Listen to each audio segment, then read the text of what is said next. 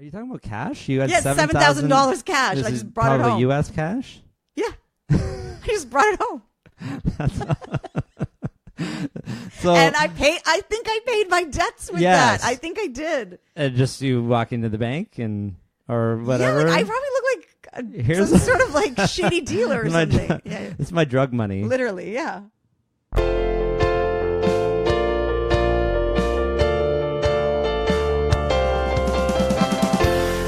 This is the Personal Finance Show.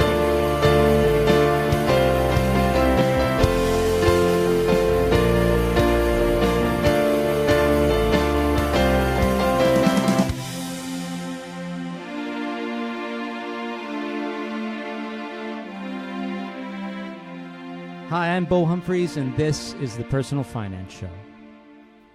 Rubina Ahmed-Haq wants you to know that personal finance can be exciting. Rubina is a personal finance expert and has been a broadcast journalist for 20 years. Rubina's experience in broadcasting means that she has this ability to take dry financial topics and make them interesting. 20 years in broadcast journalism also means that Rubina has some very interesting stories, some of which you'll hear in this interview. Rubina did an excellent job as host of the Canadian Personal Finance Conference this past November, and I'm excited to be helping her launch her new podcast called Dear Rubi. Head to dearrubi.com, that's DearRubi.com, for details on how you can be part of the podcast. Rubina joined me in the studio in Hamilton to share her personal finance story. My earliest money memory is going for lunch in middle school at the pizza that was behind our school. And a slice of pizza was $2.25. Okay. Often there were kids that didn't have enough money, so we'd all get our quarters together to make sure everyone could get a slice. Oh. And I remember specifically once that I didn't have enough money. I was really bummed that I couldn't get this slice of pizza. And my friend lent me 2 quarters, which made up the difference that I needed to get this slice of pizza. And it kind of taught me that when I get my allowance, I've got to be a little bit more careful because I want to be, because we used to go, I can't remember which day, but there was always one day we all went. So it was kind of an event. Like we'd leave the school ground, we'd walk to Pizza, we'd all eat pizza, and then we'd go back to class or back to school after lunch hour. And not having enough money to get the pizza was really stressing me out. And my friend came to my rescue. So that's my earliest money memory, which is kind of coupled with a lesson that if you want something, you've got to save for it and you've got to watch your cash flow so that when that opportunity comes that you're not asking others for cash to make it happen. And a couple of quarters can make a difference. Yeah. You don't think it will. Oh, should I have bought that candy?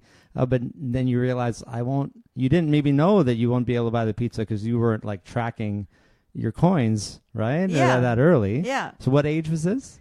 Well, it was grade 7 or 8. So what are you in that age? Like 13? 11 to 11, 12 or 13. Yeah, let's say that. So tween, I guess I was a tween. Yeah. Old enough to know and young enough to still be a little bit irresponsible with my money. And you were getting an allowance at that time. I was getting that's how an you allowance. got that money? Yeah. I believe it was $5 a week or something. Sure. So you had to ration that. Yeah. When was the first time you started making money for yourself? Did you get a job like 14, 15, that kind of thing? Or did you work at all? No, the first time I ever made money for myself, I guess I did babysitting. Sure. That was a little bit of money. But my first job was at a daycare. And I was paid minimum wage. And I would go there every day after school. And I would work from 4 until 6, basically till the daycare closed. And my job was basically to help the teachers in the classroom and do a little bit of cleanup at the end and go home. So that was my first job. And I would make, I don't know what minimum wage was at the time, but whatever it was, every day I was making that much times 2 because I was working 2 hours every day. Okay. And what are you doing with the money? Do you remember at that time? Like, what is money for you other than the pizza and other things like that? Just spending? Yeah, I think I was just spending it. I don't think I was saving anything. I was already aware that if I wanted bigger things that I'd have to save up for it, but I wasn't doing any long-term savings. I wasn't thinking about my future, but I definitely would think, okay, I want to get this really cool top, or I want to go see a movie with my friend. And so I would be definitely saving money out of that paycheck in order to make that happen. So I guess very, very early on, I realized that you have to You have to save money if you want to get the big things like Mm-hmm. the movie and the new top. Well, did your parents have anything to do with this? Did they talk to you about money? Oh, yeah. Money was a huge conversation in my family. So we knew from a very young age what my dad's salary was. We knew what the house was worth. We knew what the bills were. My parents were first generation to this country. They moved here when they were in their 20s. And so there was a lot of responsibility of sending money back home as well to help elderly parents and maybe others who just did not have the opportunity that my parents did. So every dollar had to be spent very wisely in order to not just keep our household running, but also to make sure that the responsibilities that they had taken upon themselves of taking care of people in another country, that those were being also fulfilled. Mm-hmm. Where did they come from? Pakistan. Yeah, Pakistan. And were they already skilled at doing something when they came over, like educated, or did they get that here? So my dad went to school in England, and so he nice. has, he's an urban planner, like he's a town planner, and so he took town planning when I believe I believe he studied town planning in Pakistan and then went to Leeds and did his master's. He worked in England for 10 years and then he married my mom and then they came here. So, like little stories I hear, like how my grandfather had to sell property in order to fund my dad's education. So from very early on, we realized that, it takes sacrifice to make things happen and you use your money wisely. Like, that money that he used to help my dad with his education meant that my dad could move out of the country, obviously get a much better job. He worked in Canada, he worked for the Ministry of Housing Municipal Affairs for, 40 years. Sounds like a really secure, probably well-paying job. Super secure. My dad is a super, conservative investor. And a pension. And he has a pension. Yeah. So, even these days, we know exactly what his pension is, which is sometimes the point of... You talk about that. Yeah, well, I'm not going to tell you what his pension is. He'd probably be annoyed. You don't have to do it online, but the fact that you guys talk about it is great. Yeah, sometimes it annoys me because...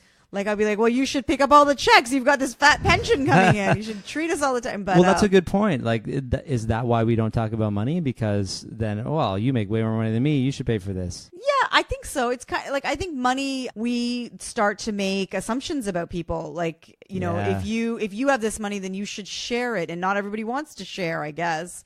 And money also, just in a wider conversation, money also gives people worth. Like if you make six figures, people treat you differently than if you say I make $30,000 a year. It's just a fact of life. Like people respect just because you say you make a certain salary. And so it can be difficult sometimes to talk about money if maybe you don't make the kind of salary that people would be impressed with. Mm-hmm. And do you remember, so you're doing your daycare, and you're going through high school, and you get another job?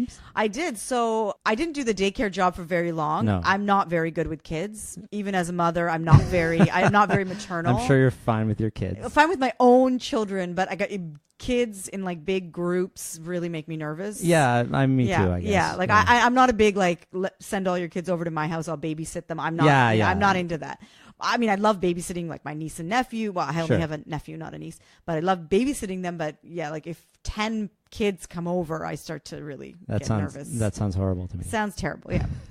So I worked at a jean store for most of my high school life. From when I was, I think 16 was when you could start working in the mall. So I quit my daycare job because I didn't like it. And then I remember thinking to myself, I think it was July or August, that I was going to give myself a 1 month window to find a better job. And so I guess for me, a better job meant working in the mall because that's a step up from working in a daycare, I guess. And it took me a week because, it's just about putting yourself out there. And even though I had zero experience, I just walked in and I said, well, I have some experience working in this daycare. I'm only 16. What experience do you expect me to have? What? It's isn't it kind of on commission anyways? If I don't do a good job, I'm not going to really get much money because you made minimum wage and you made a part of the commission of the clothing that you were able to sell. So some incentive for you then, So I worked there for 4 years, and I remember just the other day I was thinking, I had this math teacher, Mr. Tallahassee was his name. That sounds like a made-up name, but yeah. No, his name was Mr. Tallahassee, and his face was kind of he was an older gentleman, but he had face, I don't know how to explain it, but it almost looked like his face was made of something edible, because it was just very soft. Does that make sense? But in a very I'm trying here. Like it was just like it was like his face was like a hanging. sponge. Yeah, like I just remember him having this very unique texture to his face, even though I never touched his face. So a face you've never seen on anybody else, obviously. No, cause... but a man that you would, like a teacher that I would go to if I wanted to ask a question about my life. So I remember Mr. Tallahassee. Friendly. Yeah. So he said to me, like, I fell asleep in class. And then after class, he's like, I want to talk to you. And I was like, okay. And he's like, what's going on with you? And I was like, what do you mean? He goes, why are you falling asleep in my class? I'm like, I don't know. He goes, are you working?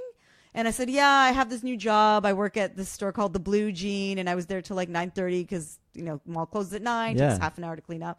And he told me at that time, he goes, I think you should quit that job. I think you should focus on your studies.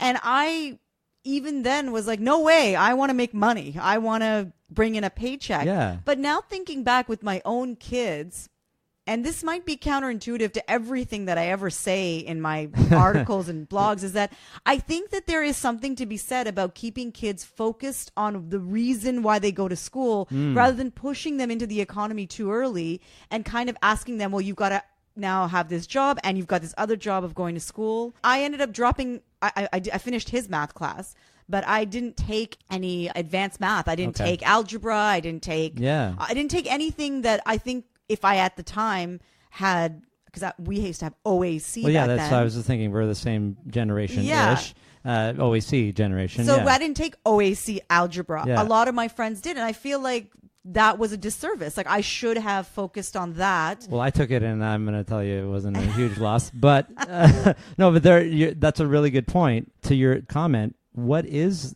the purpose of going to school, like, for the kids? What is their job? What's the end result supposed to be? Well, I think that's their job. We all get up in the morning with a purpose. Yeah. Some of us go to work. Some of us are stay-at-home moms. Some of us freelance. Whatever it is, we wake up every morning.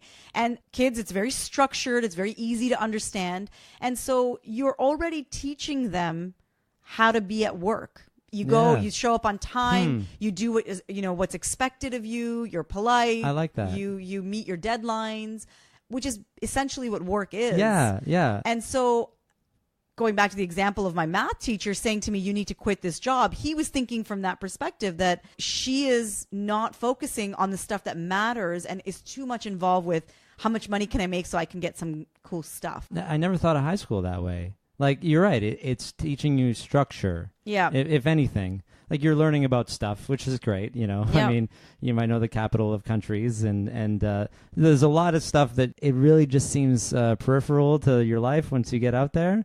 But you got to touch on everything. But it's really more about that. Like, university is really, to me, it's about learning how to be social and interacting with others, but also achieving the thing, right? So, like, you're learning structure, but you're also going towards that goal of getting a diploma or getting a degree. Yeah, doing something else takes away from that. Of course. Multitasking is completely overrated. You're right. And like we were just sort of talking about this before, but even just like taking stressors out of your life and multitasking stresses me out. And the way that I explain it is that if I'm trying to do too many things after dinner, like I'm trying to clean up the kitchen, I'm trying to get my kids to bed, and then I break a glass, that glass is going to take me a half an hour to clean up. Yeah. So if I just slowed down 20% and done one thing at a time, I would have saved myself the stress of losing that glass and also cleaning it up. I would have probably saved myself time too, because in the end, you're going to make some mistake that's going to set you back where that multitasking isn't going to matter. So I think it's true. Like, I want my kids to work when they are teenagers because I think that there's definitely something about building work ethic when you're young that stays with you your whole life. But I don't want them to work at the detriment of their studies. And I would rather have my daughter be on the school council and be working in that way. Yeah, extracurriculars and learning about, if her job is to go to school, being on school council just enhances that experience rather than putting her in a mall somewhere and saying, make minimum wage and understand the economy. There's so much time for her to do that. But my economic situation is different than my parents. I wasn't able to go to my dad and say, can you buy me the latest Jordans, because he couldn't afford to. So I'd have to make the money so I could buy them. That kind of thing. And so, we all have to make those decisions based on our situations. Like, it totally makes sense what you're saying. We need to make sure that the focus isn't solely on money, because then your kids will get out and say they're at a job and somebody says, hey, you want to be on this committee or whatever? And they're like, no, I want to just drive sales you know, and all that. And then the president doesn't notice them at the committee meeting and they don't get whatever promotion, or their resume doesn't look very good because all they did was focus on creating profit, which is good and all, but it's not everything. Yep. So yeah, I guess that's the risk of that. So you kept that job. I kept it. And you didn't take the maths. I didn't take any of the OAC maths, yes. So you took whatever OACs you needed to take. Did you go to university? I did, yeah. So you got 6 credits of some kind? Mostly in liberal arts, because I wanted to be a journalist and Sure. a lot of writing. So you knew that when did you realize that? I tell this story so much that I feel like I've added to it. So there was a journalist that came to our school, and I don't remember what year it was, but at the time said, you have a really good broadcast voice. Interesting. I would agree. Thank you. And so I said, oh.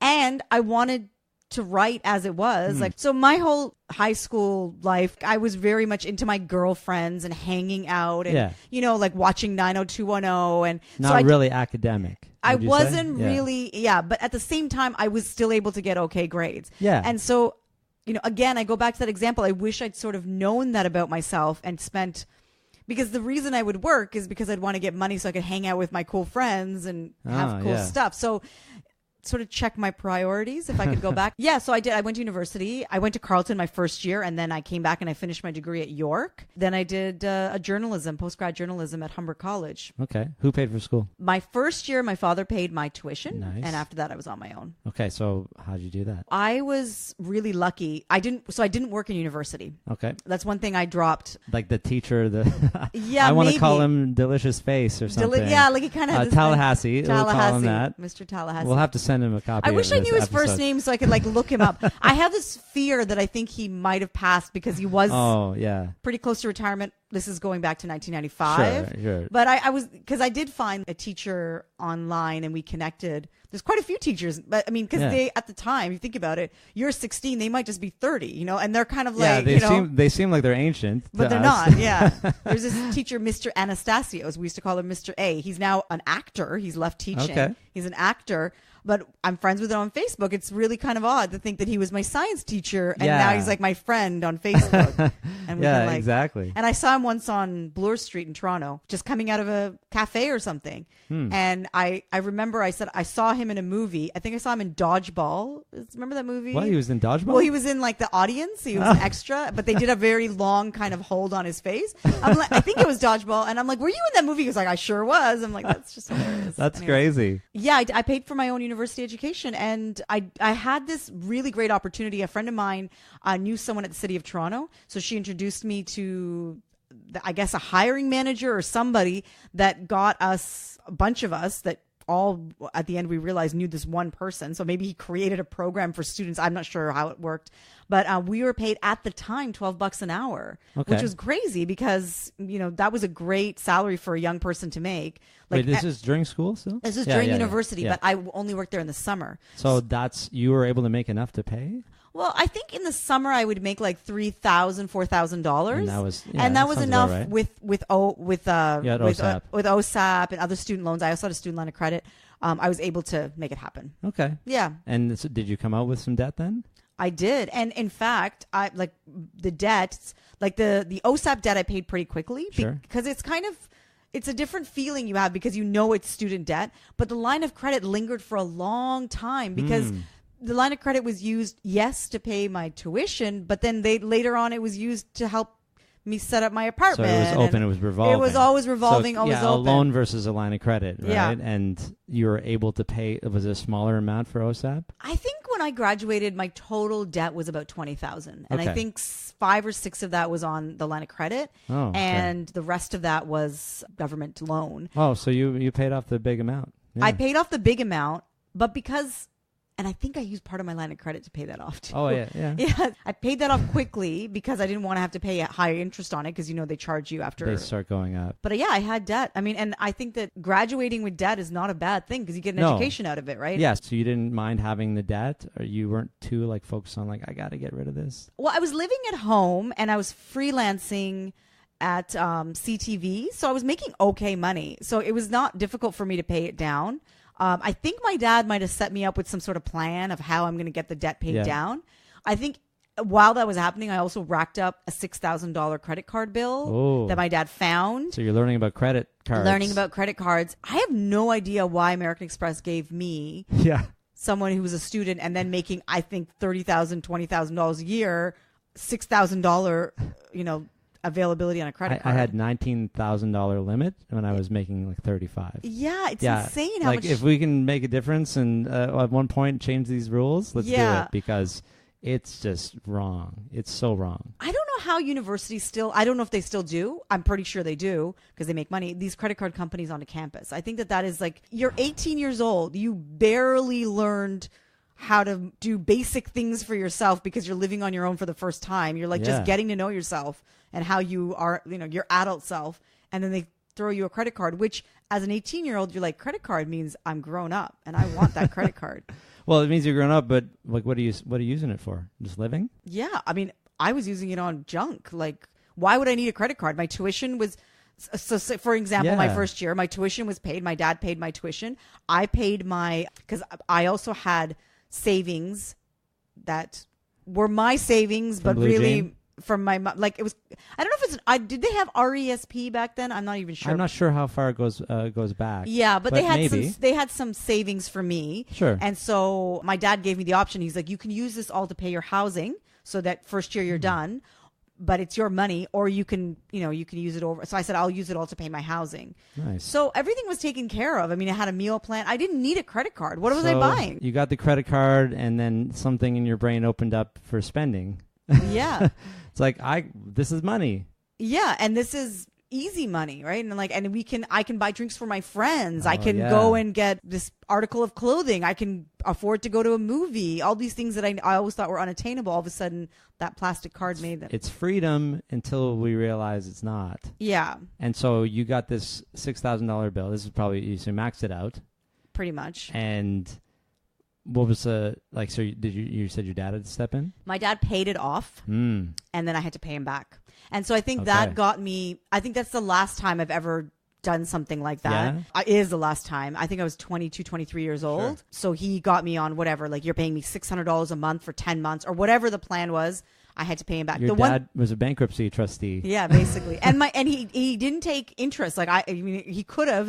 Thinking back, I'm like, he should have charged me interest because he's taking money away that he can be using to invest, and I don't know, maybe it's out of his own line of credit. Who knows where he got the money from? That's true. He didn't charge me interest. Well, that's nice. But you didn't need interest as incentive to pay your dad back. I don't know. I mean, did you ever miss a payment? I don't think so. No. Yeah. I think with my dad, I've always sort of valued that we can go to him and ask him for money, because money was an open topic in my household, because I knew how my parents were about managing money and how careful they were. It's kind of like the ultimate insult to not pay him. Sure. Right. Yeah, I can't think of anything that's more insulting. There's than that accountability and respect. Yeah. As well. Yeah. There. And of course we don't have that with giant corporations. Yeah. That we don't know. Yeah. Right. It's just, that's why they have to charge us interest. But then do you think you maybe didn't learn the lesson of interest at that point, or did you kind of get what was going to happen if you didn't pay it off right away, the minimum payments, and you'll never be able to really pay this down? Did that you kind of skip over that at that point? I think I did learn that this credit card interest rate was going to destroy me. Yeah. I think I did learn, and I think I learned that from the fact that it probably was, only maybe $5,000, and then every month they were adding interest. Yeah, so I was seeing it with my own eyes. So you got to see a little bit of it. Because part of that $6,000 was interest. It wasn't like 1 month I spent $6,000. Sure. I was just making minimum payments and using whatever room I had to get stuff. So you got a little bit of the minimum payment interest game, Yeah. enough to make you realize, this is dumb. But you have credit after that, though? Just responsible credit? Yeah, I think that was the last time that I've ever Yeah. been really The big irresponsible, one. like especially something like a high interest credit card. I did have a line of credit for a little while after I moved. I lived in England for 2 years. So when I moved to England, it was expensive, and I was in a little bit of debt when I came home. So I had to dip into my line of credit to basically pay my credit card in England off, because it wasn't even a question of me. I was using it to buy things I needed, but at least I had the know-how. As soon as I get back to Canada, I know I have this job. I'm going to use the money to pay this credit card off. So I already had I didn't have to go to anybody and say, help me. I just paid it off. I think it was £1,500. Okay. Yeah. So let's talk about that for a bit. So first of all, how'd you get into CTV right away after university? Was it just applying? So I was at Humber College, and this is the best time that you can take advantage of the fact that you are surrounded by, wannabe journalists, Sure. right? First of all, everybody's looking, so you can talk to everybody and see what everyone's doing. But the number one thing happened was a woman named Joanne McDonald, who still works at CTV. She's now, I believe, the head of CP24, general manager, came in, and I don't know what her role was then, but she came in and she said, this was 1999, so everyone was worried the world was going to kind of blow up in 2000. Y2K. Y2K, exactly. And she's like, if any of you guys want freelance work this Christmas, we will hire you. It was an opportunity for me because my parents lived in Scarborough and CTV is in Scarborough. I could almost walk to the studio. Okay. So it was just across, my parents are at McCown and Ellesmere, and the studio is at McCown and Shepherd. So it's just one block. It's not far at all. And you wanted to write? This is what you... Well, I wanted to be in broadcast journalism. So you got to start. Yeah, I got to start somewhere. Okay. So I emailed her or whatever I did. I don't know. And I said, I want to work these 2 weeks that I'm home. Yeah. And so she put me to work. And I remember I worked on 1999 into 2000. Yeah. I worked that evening. Although I didn't stay until the ball dropped. But On New Year's Eve. On New Year's Eve, I okay. worked... I think I worked until about 8 o'clock, and then everything was in place. And then the message was, if things go crazy, we need you to come back, kind of thing, right? So I was the world breaks. Yeah. And we went down, I think we went downtown or something to actually see, to celebrate the new year. But it was amazing to be in that newsroom on New Year's Eve. And that led to everything. That Really? was the opening of everything. At the time, I think I was 24 years old. I was obviously I haven't grown taller. I was a small person, but even smaller, in size. And I just felt very, always felt like I was pretending to be an adult. I always had this, I still kind of feel like that. I'm pretending to be an adult. Like imposter syndrome. Very much so. Yeah. So when you walk into a newsroom like CTV, I don't know if you've been there, it's beautiful. It's this huge studio. The desk where at the time it was Lloyd Robertson. His desk is right there, and you see faces that you only see on television, and you have access to them. It's so intimidating. Yeah. And I remember being a really awkward freelance. I think my title was editorial assistant. And just sort of standing around waiting for someone to tell me what to do. And one of the assignment editors was like, don't wait for someone to tell you what to do. Just do something. You can go online, you can find stories, you can pitch me an idea. I would never learn those lessons in journalism. They didn't teach you school. that in school. No, I don't teach you. I mean, that I think that exists in every single business, is that you have to be, everyone's new at one point in their life. And you just got to get in there and let that time pass so that then you can start to show off your talents. Because no one just hits the ground running. It's impossible. No, you got to learn. And what did you learn in school, though? Oh, I went to journalism school. I remember even small things. I remember like a teacher telling me, don't ever ask a question where the answer can be yes and no. So to this day, it's such a small thing. But when I hear journalists ask questions like, did you like the show? I'm like, what kind of, you don't say, did you like the show? Just say, what about the show did you really enjoy? You have to ask a question where they're going to have a conversation with you. Otherwise, they're just going to, because if the person is camera shy, they're just going to say yes. Well, that would make for an uninteresting interview between the two of us right now, too. Mm-hmm. Right?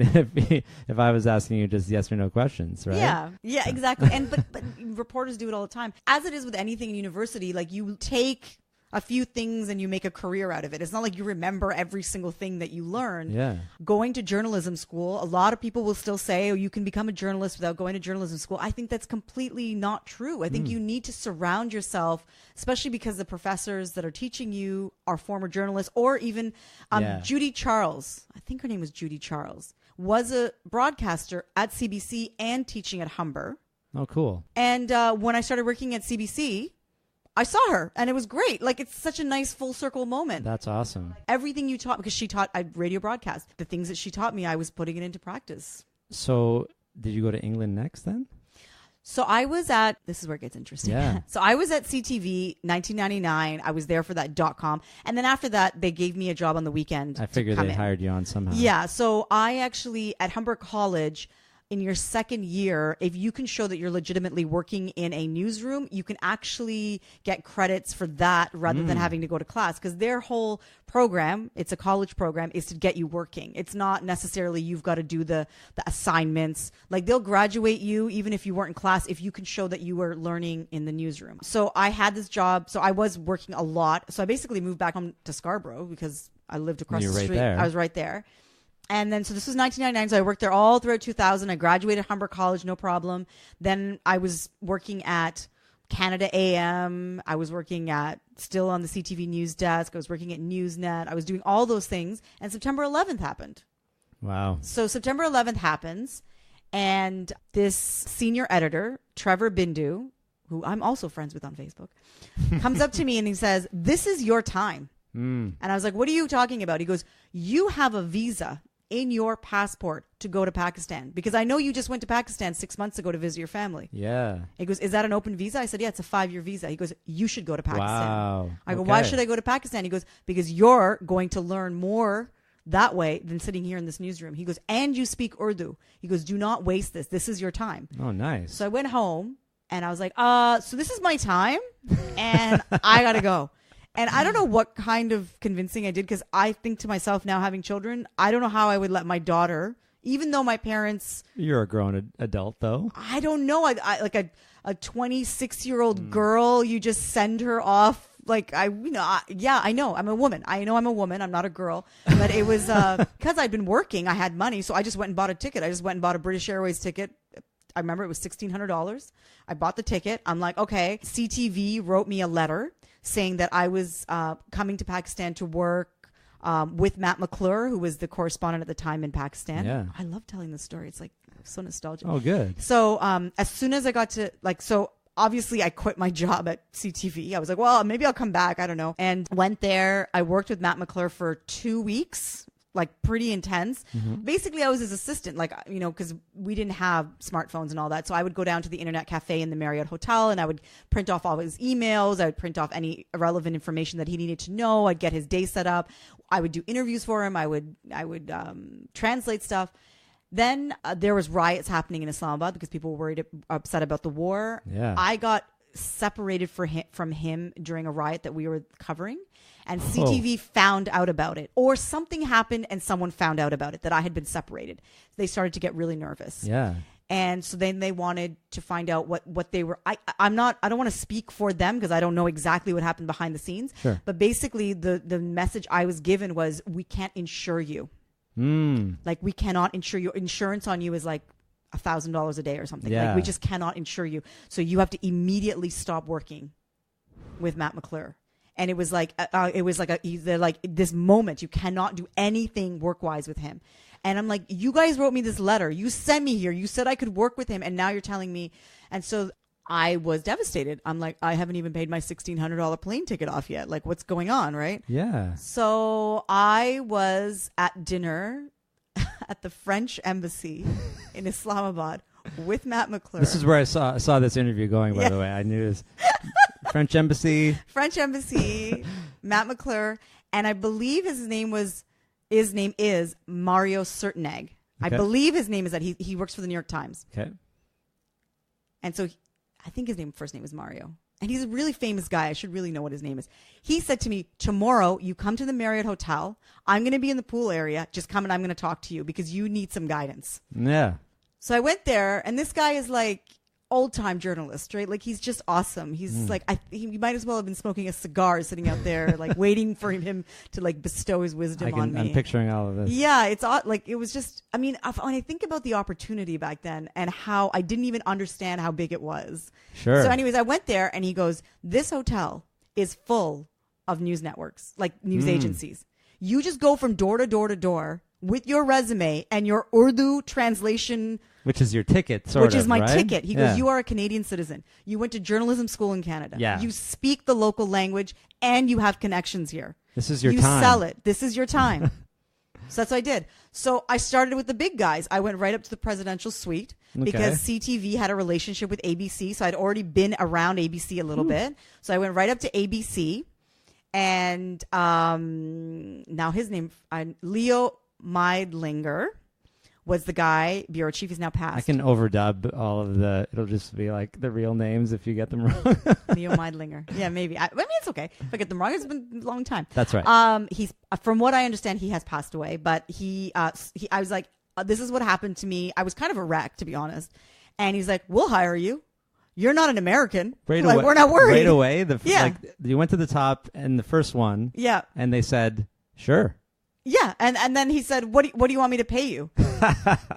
And I'm like, and I lowballed to the max. Like I could have asked for so much more money. Of course. Because later I realized people were getting paid 4 or 5 times more than I was, but I couldn't go back. It's like danger pay, right? Is that what it was kind of like at that time? Yeah, like I could have asked for anything. Oh. I could have asked for anything. And so all that happened, and I worked for ABC for, 3 months until they didn't need me anymore. And it just happened that my cousin was getting married in Lahore. So I was like, I'll just extend my holiday and stay for this wedding. Went to her wedding. She was super happy. I had lots of money too, because I'd make tons of cash off ABC. And I had so many contacts, like so many contacts, Anthony Bourdain passed away recently, and the executive producer for his show, Parts Unknown, in the beginning, was a guy I worked with. Okay. Yeah, Vinny Malhotra. And I Facebooked him, and I'm like, I'm so sorry to hear about, I know that you were on the show. Anthony, and these are contacts, I feel like I've never really used them. Maybe I could use them one day. I also met Wilf Dinnick, who now I wouldn't say we're friends, but we are definitely people that keep in touch. Like Wilf Dinnick, he's a Canadian journalist. Now he works in the Middle East, mostly. He lives in the Middle East. He was working at Global News. And so I was in this scrum and I saw the Global News thing. I'm like, are you with Global News in Toronto? He's like, yeah, I'm the videographer and the reporter. I'm here covering. 3 days later, he came into ABC News and I don't know what I was doing. And he's like, would ABC release you for a day to come work with me? And so I talked to Leo Meidlinger, and he's like, yeah, sure, go. And so we went to this school where I did a bunch of interviews, because all the girls spoke Urdu, and I did the translation, and we have all these great pictures of us doing, This is awesome. So that's how, and then I wanted to be a foreign correspondent then. After that experience, I didn't want to be a foreign correspondent anymore. Okay, it wasn't so for me. That you, at least you learned that early on, right? So yeah. It wasn't always like a pipe dream or something, and then you found out that, okay, maybe I did it. Right? Yeah. To be a foreign correspondent, you really have to give your life to journalism. Yeah. And I didn't want to do that. Sure. I didn't want to do that. Sometimes I will think I have seen people go very far, that the same people that were around me. George Stephanopoulos was in our office. These people are just there. Christiana Amanpour was in the office.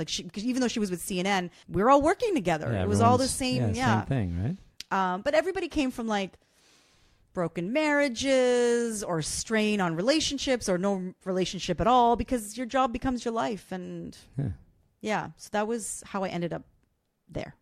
Okay. So how long total were you in Pakistan then? I think I was there from September, just after September 11th. So whatever, 16th or 17th, I think I went. Sure. And I came back right in the new year. Okay. I believe I came back New Year's Eve day. Lots happened. You have a lot of New Year's memories. I think I came back New Year's Eve day, and I made $7,000, which was a fortune. Yeah.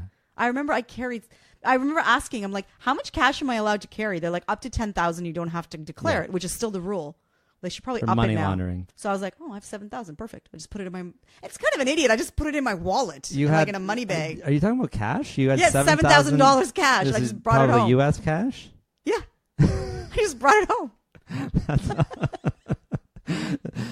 I think I paid my debts with that. I think I did. Just you walk into the bank or whatever. Yeah, I probably look like some sort of shady dealer or something. It's my drug money. Literally, yeah.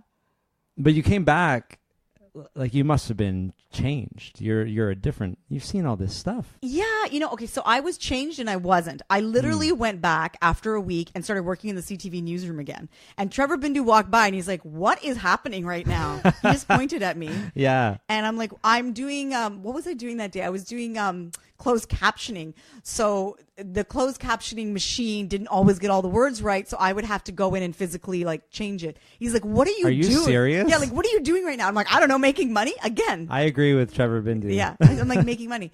He's like, you cannot do this after doing that.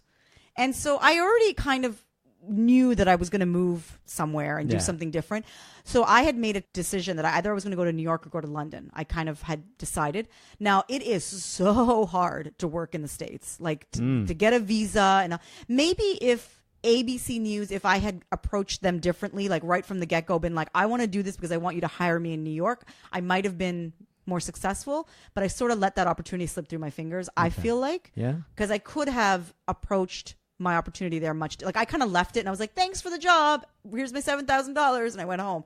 Whereas I should have been, "Where is this going to take me? Are you going to give me a recommendation in New York?" And it's kind of, it's like, the like strike when the iron's hot. I feel like I'm talking too much. This is an interview with you, so you're allowed to. I'm not letting you ask any questions. So I went to England because it's pretty easy to get a visa to work in England. It's called a holiday maker visa. Yeah, if you're Canadian. If you're Canadian. Or Commonwealth. Commonwealth, yep. At the time, you had to be 29 or younger. I believe they've bumped it to 35. You get the visa. The day you arrive in England, they stamp your passport. You can work for 2 years. And it's a 5-year. You have to go in within 5 years once it's on your passport. So I did that, and I got a job at the BBC. And the first question they asked me was, "Do we have to sponsor you?" I'm like, "No, I've got this crazy visa that I can work here." Well, how do you just get a job at the BBC? That's Connections? No, I applied. You just applied? I just applied. I did make a mistake there, though. I should have gone straight to London. So I went to London. I stayed with this guy that I was sort of dating, which helped because I didn't have to pay for anything. So I stayed with him, and I remember thinking, okay, I'm here for 3 weeks. Every day, week a day, I'm going to make 10 new connections. All right. Like, this is pounding pavement at its finest. Yes. So every day I'm going to either email, call, or go and meet someone in person, but I'm going to make 10. I don't know if I made 10 every day, but that was my number. I was like, once I get to 10, I can say I've done it. And I think a few days I did get to 10. And so I just met with everybody, and I was getting some traction, but not really. And then I started throwing my net a little bit wider, and I applied for a job in Birmingham, and I got it. And it was a 1-year contract at the BBC, and they gave me 5 weeks holiday paid. And I was like, what? And the mistake was, and this is kind of now how I treat a lot of things that come my way, is that I got so excited about it that I forgot the long view. I took my eye off the ball, that wasn't going to help my career. I should stay in London and continue to pound the pavement and make those connections. Instead, I went to Birmingham and worked in a local newsroom for a year. Because it was, what is your goal in your head at this point? Not a foreign correspondent, but you knew you were going to get to big time. What does that mean? Like news anchor or? Yeah, I mean, I think I still at this point had that foreign correspondent idea. I think because it was close enough. I'd sort of had an experience where I wasn't happy 100% with the way that my life would have turned. I wasn't happy 100% with the way I was seeing people's lives turn out. But I think I still had this in me that I wanted to go and work in a foreign country for a big network, and maybe they would take me places. I don't know. But there was more. The local Birmingham job. It just crushed it. Like, I shouldn't. Although I met one of my dearest friends working at BBC WM. I just went to her wedding in April. So I have no regrets about it, but I took my eye off the ball. Like, I should have been like, no, that's not the right opportunity. I need to stay here. Because the 9/11 reverberations, and then there was the Iraq War, and there was so much going on at the time, which there still is now. I mean, there's always something going on that I could have attached myself to very easily because I already had that experience in Pakistan. Did you go back to London then?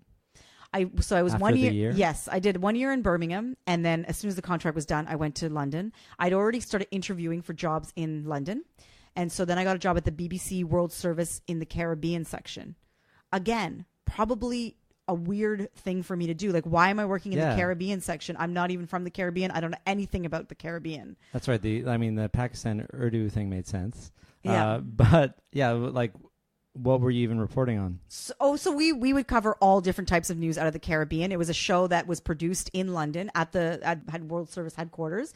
And so you got to be around everything happening around you. But one of the bigger shows would have probably suited me better. But this was fine. I mean, it was the World Service. At the end of the day, it was the World Service, and it was a part-time contract. So it gave me 3 extra days to do other stuff. So that was like my gig that just gave me permanent sort of money, like continuous money. And then I would use the other days. I'd work at a television center on one of the big radio shows. A couple times I worked even on the TV side, like as a writer or as an editorial assistant. So I was picking up a lot of freelance that way.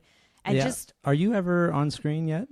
So the whole year I was in Birmingham, I was on air, but I wasn't on TV. I was on radio. Okay. I mean, even though I say it took my eye off the ball, that led me to CBC Radio. Mm-hmm. Like that gave me. You have experience. I gave me experience. I had the tape, and I was able to get a job at CBC. You can always say there's always something, right? There's always some value in an experience other than your friend, your long time friend. Yeah. Of course, there's that, and who knows how it would have turned out in London. Maybe it would have accelerated your path a little bit, but everything happens for a reason. Without a doubt. That's the way that I like to think about it. Yeah. It's easy to think like you want to go there, especially when you have bad experiences, right? Everything happens for a reason. Yeah, yeah. Like I went through that so that I could be the person that I am today, right? But, it's the same thing with like mediocre experiences too, right? And then you came back, did you come back to Canada? So I was in, so I had 2 years, and I was going to spend that entire 2 years in England. Yeah. And I met a really great group of people in London, and I ended up living with them for most of my time that I was in London. We all shared an apartment together on West Ferry Road. It was a really awesome time in my life. A lot of the fun stuff too, like getting to travel, going out loads, doing all that kind of stuff, but then a lot of good journalism too. Like I was working so much that one of my roommates was like, "You need to call in sick today." And I'm like, "But I'm not sick." And he's like, "You need to call in sick today." He goes, "You've been going for like 25 days. You need to have a mental health day, basically." So you're probably banking a lot of money, though, at this point, too. Yeah, then. but spending a lot. London. So you're also spending, okay. Because London is so expensive. And you said you came back with debt. This is how this started. Yeah. So maybe we should fast forward to that. So you come back to Canada. Yeah. And you have some debt. How did you pay off your debt? So I interviewed already for the job at CBC. Yes. And so they'd offered it to me before I left. So I came to a job, which is a really, I realize it's a very special circumstance because most people come and they have to look for. So I knew I was coming to a job. So that's nice. As soon as I started working, I was living at home again. It was so weird how I just go back home. You went, it's nice. We should all do this if possible because it just gives you that like leg up. You're not like sitting there wallowing in debt because you can't pay your rent. I wanted to get out of that debt because of that experience I had with the credit card many years prior. And so I remember it was about £1,500. I think it was a combination of credit card debt and I was overdrawn on my bank account. So I had to actually put money in to like get it back to zero.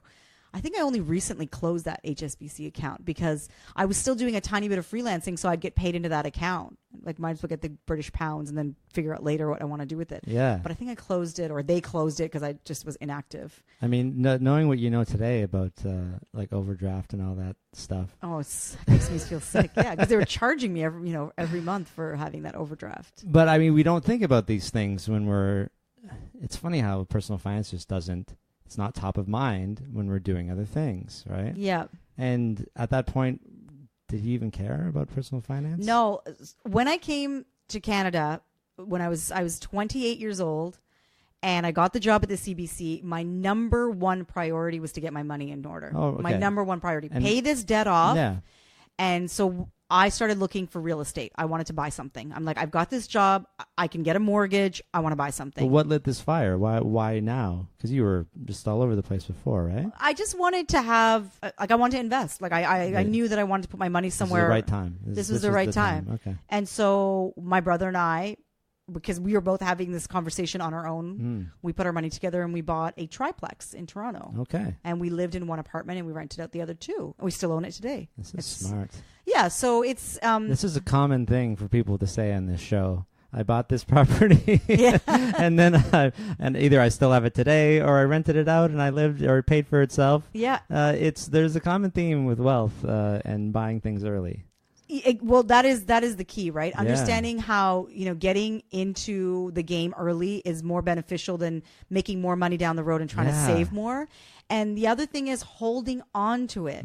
So, we always see these articles about how renting is better than owning. The best thing that you can do for your personal finance is buy a property and rent it out and then rent something else for yourself. That is the best personal finance situation you can be in. Yeah. So you rent the home that you live in, but you also own real estate, but you just don't happen to live in it. Yeah. Someone else is paying that Well, rent. why not own your own place, though? Because it is more expensive to own. Yeah, it's a good right? point. So when you own something, and like people will argue with me, well, look at the prices the way they went up in Toronto.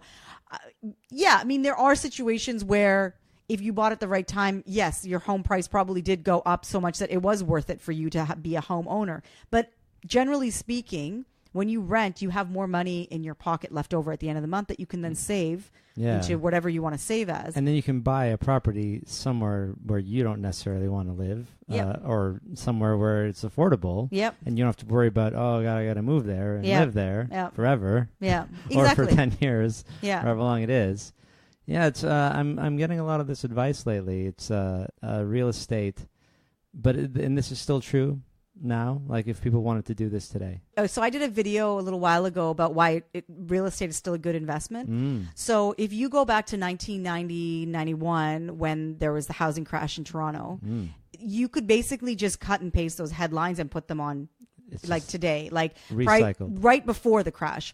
Prices are out of control. They did a profile on this guy who had like a bank job. So I'm assuming he made like a lot of money. I think they even said his salary at the time. He made like $80,000, which is a crazy amount of money at that time. Yeah. And he couldn't afford to live in Toronto. So he used to commute in, I think, from Hamilton or somewhere outskirt of Toronto. If this guy can't afford to live in Toronto, how can regular people?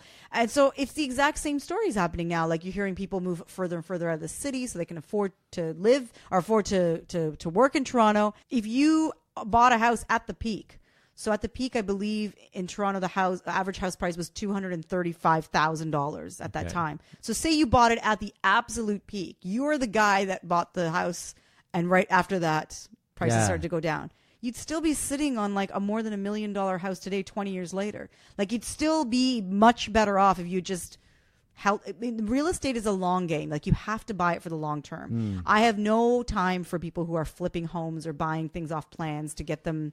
I have no time for that because I don't know how. Yeah, like it was the real estate equivalent of like day trading. Yeah, or even just buying individual stocks and watching them go up and down and selling them or whatever. If they, whenever you feel like it's the right time, they feel too many feelings, right? Yeah, and the thing with real estate is if you buy it as an investment, it's very difficult to sell it. So that's another thing. It's like if you have that, that trigger kind of finger to sell, then real estate's good for you because it sort of keeps you in check because you've got to like list it and get people it's just a big to do. You can't just press a button on the computer and sell it. So you got this property and you guys are making money, or it's paying for itself, paying the mortgage on its own, sort of? Well, we still paid rent. So we decided what we thought rent would be in the apartment that we lived in. Yeah. And so we were still paying, I think we were paying more than we needed to, but both of us were putting $750 out of our own pocket. So to accelerate the mortgage pay down. Okay. And we'd borrowed money from our father to do the down payments. We had to pay that money back. Yeah. There was a lot of things that were happening. But eventually now that we've moved out of it, and now that it's been, I don't know, how long has it been now? 14 years. The mortgage covers most of the costs, and we just enjoy the fact that we bought it a long time ago and that it's a good investment for us anyways. So you had that. You just knew you wanted that. But you're not working in personal finance yet, are you? No, I'm at the CBC. Yeah, so this is when I started. When I think back, I'm like, when did I start? I was always interested in money. How long have we been going? I feel like we're at about 57 minutes. Yeah, I think we should. So that's a long time. That's why I don't ever put a limit on this because we just heard an awesome story about you going to Pakistan at 9/11. Yeah. And I don't know if anybody was expecting that. I don't want them to say that it shouldn't be in the show, right? Because we have to. Oh, we should just be under 45 minutes. Right, right. That's what I think, because this is your story. You're telling it. Yeah. But yeah, like let's go to the personal finance. Or how long did it take you to get there? So I think I always had an interest of talking about business. I like talking about money. You'll remember Robert Fisher. I used to be an anchor on Global, and then he came over to CBC. Yeah, I do, actually. And he knew that I'd bought this property, and then we bought another one in 2 years. And so he started telling people I was the Trump of Toronto, which now, at the time seemed hilarious, but now I'm like, stop calling me that. No, not now. Yeah. And so I'm like, I own 2 little properties with my brother. That's not, it's like, But it was like, is sort of odd to him because nobody else was doing this? No, I think he just I think he was proud of me. Sure. And I think that was his way of saying it. Yeah, okay. Because we had a very sort of like, he was a generation older than he is a generation older than me. And if I see him today, he'll comment and he'll be like, you knew you wanted to do this back then. Like you were already socking your money away and investing. And now you're like, look at you. You're talking about personal finance. It's kind of like a father, being very proud of his daughter. Like, look at you. Done. Well done, girl. Well done. Well done, little girl. So I used to work with this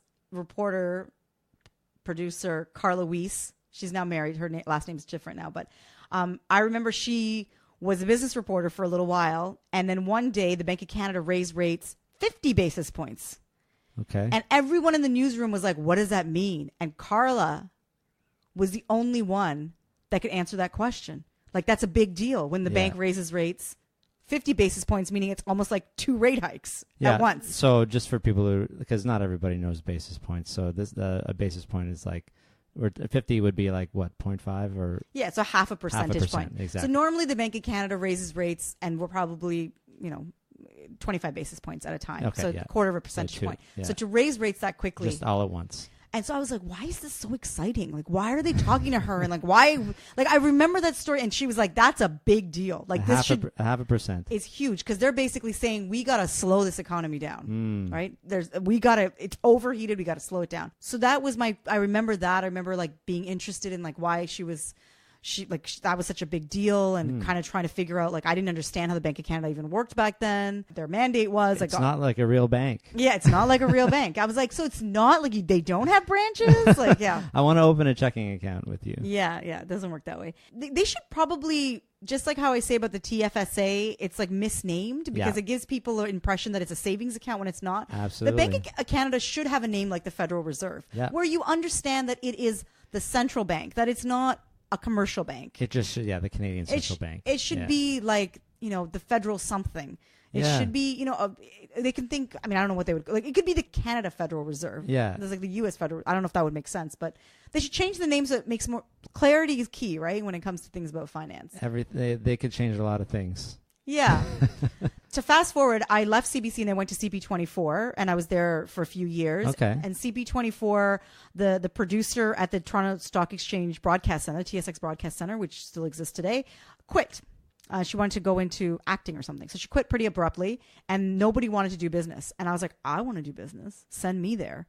And so I went there and the executive producer said, don't be afraid to put the camera on yourself. I was like, oh, I won't be afraid to put the camera on myself. Because I was already anchoring on the weekend. I'm ready for this. And then I get to the TSX Broadcast Center. I'm there 3 days a week and I anchor on the weekend. Someone else does the Thursday, Friday. I do the Monday to Wednesday. Okay. And I meet bank CEOs, investment advisors, Patty Lovett-Reed, Wolfgang Klein. These people became my friends.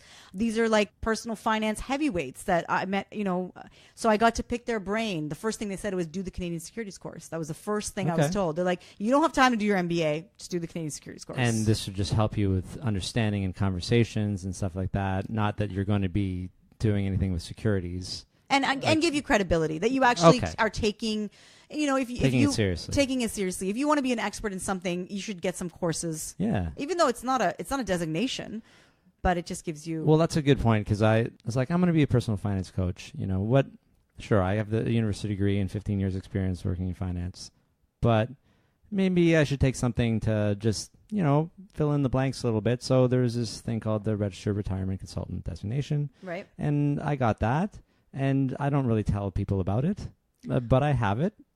if anybody wants to know. Yeah. Right? And I guess that was sort of my thought at the time. I don't want to be the designation guy, but yeah, you're like, this is journalism. This is, you're broadcasting to Canadians all over. You're trusted. Yeah, and I mean, it gives you a bit of knowledge about things that, I mean, I don't remember everything that I learned, but I mean, you know where to get the information. I think that's number one, right? In journalism, you only need to know 10% more than everybody else. You don't really need to know everything. And so that's like, I mean, when you become a subject matter expert, like now as a personal finance journalist, I feel like I need to know more than just the 10%. But generally speaking, if someone says something about personal, like for example, this morning, I had to talk about household income to debt ratio. And then the other ratio was income to debt without the household. So one is calculated using disposable income and one is calculated using your gross income. Okay, and so they're two different numbers. Very different numbers. And so I was like, why is it such a big deal that the number is 15.2? That this is what they were talking about this morning. And I realized, it's disposable income. So there's, at least I know how to go and get the information because I'm not like up to date on all my, ratios and what, and I've forgotten all the ratios. Exactly. So I Googled it and I'm like, okay, now I understand. But if I don't even understand what disposable income means, I'm never going to get anywhere. That's right. You need to at least have the basis. And since you didn't get a degree in business or finance, you got in journalism, then this makes sense for you to take a little bit of an extra thing. Yeah. Yeah, so that started my career in personal finance, where I was really doing like economics and business news proper for a while, doing a lot of market updates because I was at the TSX Broadcast Center. Yeah. Then I left CP24 and I went to News Talk 1010. I was their business correspondent for quite a few years. Then I took a little bit of time off and went to TD Bank, which was another very bad mistake because the jobs were drying up. I was freelance. I was starting to like get really nervous. So I took this job thinking this would be my security. It was a very bad idea. What kind of job was it? It was. You don't have to get into details. No. It was a newly created social media department. I thought it would really fit. But I mean, banks are big, cumbersome. Yeah. They move so slow, and when you come from a Very newsroom, that's so different from your like literally, industry. I can email and say, "Can I have this idea on air?" and it's on air in an hour. We're gonna fly you to Pakistan, tomorrow. Well, that was then, but try to get the approval from that in a bank. Never. Yeah, it was just too much, and it was not like I didn't even pass probation. Like they were well aware that it wasn't a good fit either. Interesting. So one of the only times I was fired from a job, but it was great. Like I mean, I immediately went back to journalism. I was like, forget this.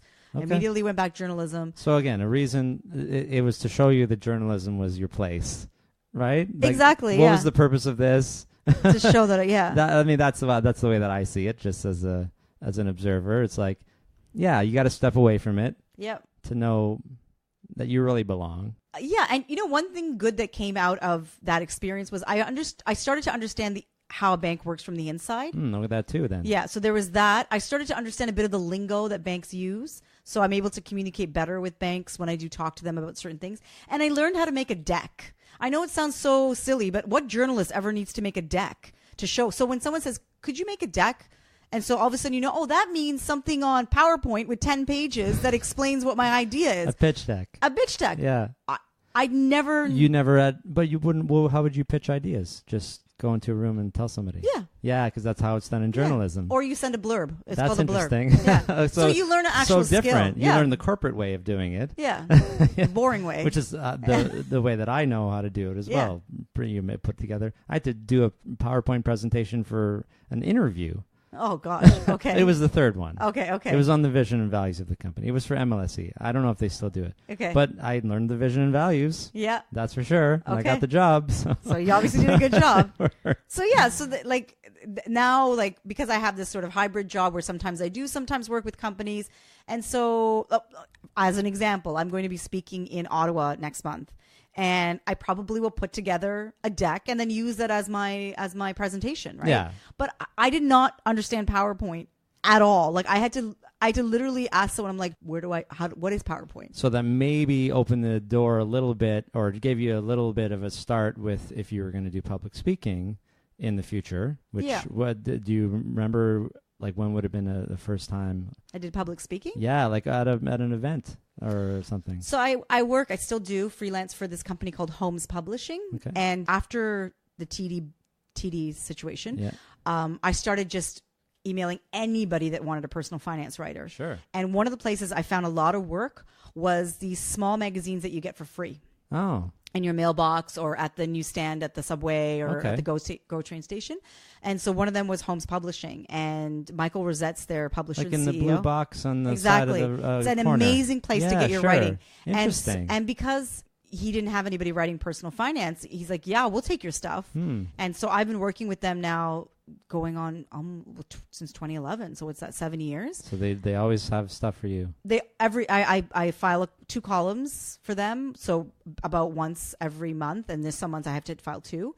One of the magazines is once every 2 months, like bi-monthly, and one of them is monthly. So there are months where I'm doing 2, and then the alternate month I'm just doing for the 1. So Holmes Publishing sponsors, or I don't know if they still do, but they sponsor the Holmes Show. So he asked me, like, would you like to do a talk about spending money and saving money? Awesome. So I did a deck called on joyless spending. I called it Joyless Spending. So it's about spending money on things that don't make us happy. Yeah. And don't do it, basically, was the message. And so all the things that we do in our lives where we're not getting any value out of it.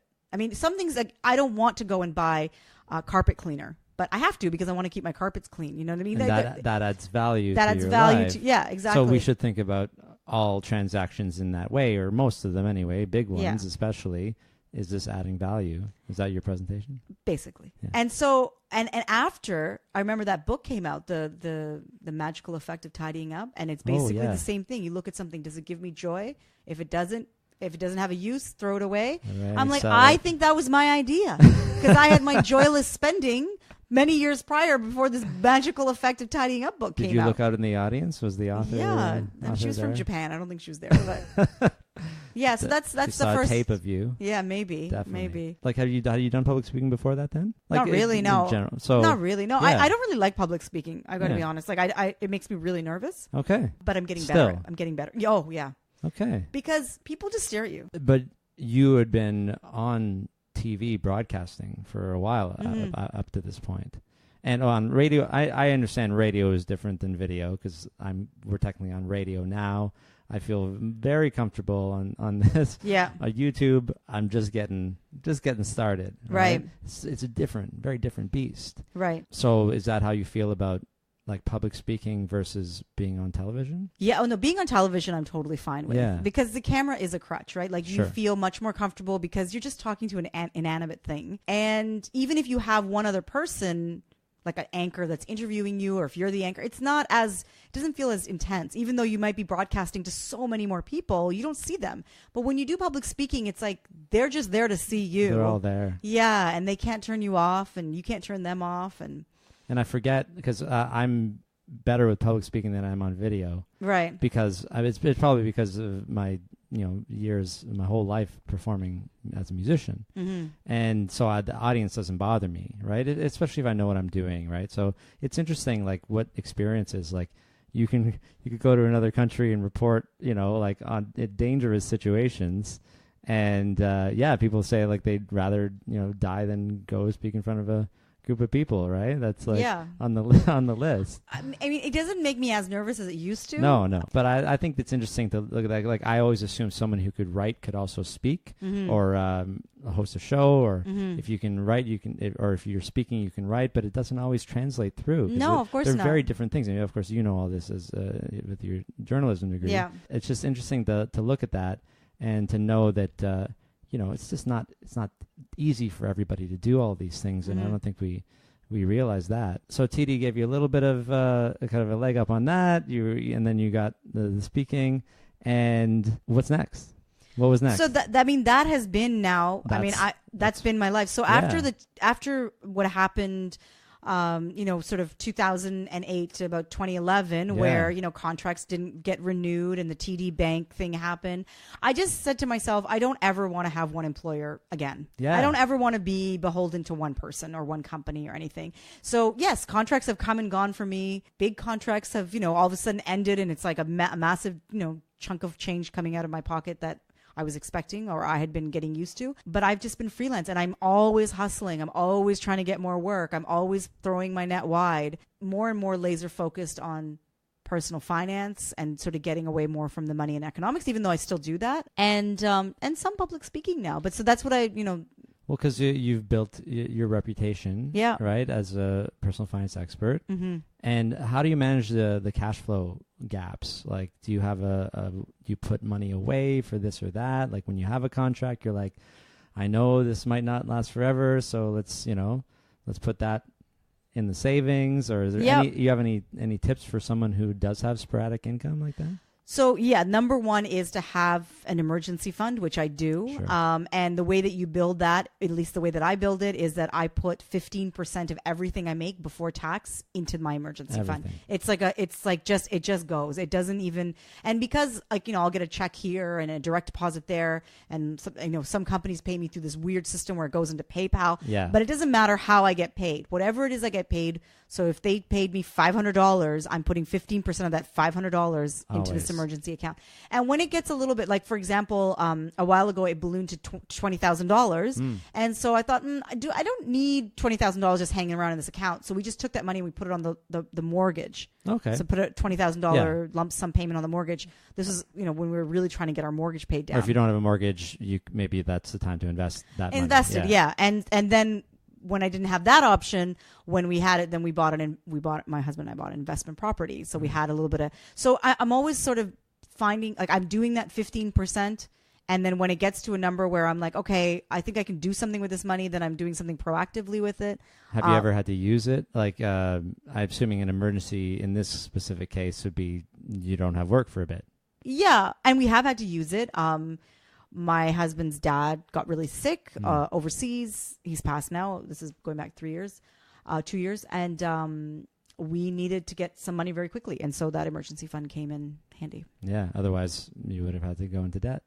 Maybe. Yeah. Or you wouldn't have been able to do whatever you needed to do, right? Mm-hmm. Which is kind of the worst situation to be in, and hard choices to make. Like, you never want money to get in the way of something important. Exactly. Yeah. And I mean, people use that excuse to go into debt, I'm sure.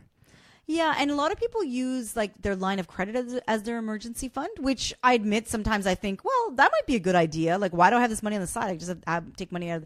The problem is that when you borrow money from your line of credit, it's a completely different emotion than when you take it out of your. Yeah, so in an emergency situation, you still don't want to be wasting money. So if you can take $3,000 out of the line of credit, why not take $5,000 out? But if you're taking it out of your savings, you're being a little bit more careful. Right? Yeah, that's a good point. So, how do people, where do they see all this awesome, this is the culmination of all of your years of doing this, is like, you're just killing it on personal finance now. So, where do they go to find you? You can find me on Twitter. It's always Save Money. Or you can just Google me, Rubina Ahmed-Haq. And there's tons of ways to find me that way. I'll put info in there. But in YouTube, you have YouTube videos. Yeah, I mean, YouTube I'm not so big on. My big thing is Twitter. I mean, I'm so busy with freelance work that I haven't been much able to focus on the social side, but I'm always checking, and I'm always, if you DM me on Instagram, Twitter, or Facebook, I always get back to people. And are you on TV regularly or irregularly, or do you ever get to do that? Yeah, I do a pretty regular gig on CBC with CBC News Network, and so I'm often on the business panel, which is pretty surreal because I appear with some heavyweights. Cool. People who have built businesses for millions of dollars, and I get to give my 2 cents of what I think is going on in the economy. Yeah. So it's a pretty awesome experience, and makes me feel quite proud. I feel like that's one of the things I do that makes me quite happy. And I mean, for 4 years I was on Stephen and Chris, and for 2 years I was on The Goods, which is a lifestyle show. You can still get it. Like as a finance I was their personal finance expert on the show. Yeah, I like that. I was their regular personal finance expert, and I do a lot at Global News Toronto. Yeah. Okay. Yeah. So people probably see you all over the place. And you're going to be hosting the Canadian Personal Finance Conference? Yes, I'll be hosting that. It's a 2-day event, November 3rd and 4th, or is it 4th and 5th? I think. Yeah. Yeah. The Sunday to the Monday. And that's like, I mean, I wrote it in a Instagram post this morning too, it's a huge honor to go as an attendee and then next year come back. I was on a panel last year. You're an attendee only. Oh, you were on a panel last year. The so first year I was time. attendee. Yeah. Second year I went, they invited me to come and speak on the panel with Alan Roseman and Melissa Leon. I was there. I saw that. Which was, again, a huge honor. And then this year they asked me to host it, which is crazy. So cool. And don't they know I'm afraid of public speaking? I have to really get over that. Well, now that I think about it, this will probably air after the conference. That's okay. Because I got a big lineup, and you did great. Thanks. That's really what proud of was myself. You did great. You were so good at hosting it. And, thanks for telling your story. This is really cool. Thank you. I know it seems long, and I've yet to get feedback from people saying it's too long. So please write in if you think these are too long. But I think it's awesome to hear people's stories, and you can press pause, all right, if you want to start it and continue it later. But okay, so Rubina, thank you so much. Thank you so much for having me. If you like this episode, please subscribe to the podcast on Apple Podcasts or however you get your podcasts. And while you're there, please leave me a 5-star rating, a review, or both. If you're already a subscriber, please join my Facebook group so that I can thank you personally. To find the group, go to Facebook and search for The Personal Finance Show. Thanks for listening to this episode of The Personal Finance Show. I'll be back next week with side hustler and blogger at My Money Chronicles, Jason Butler.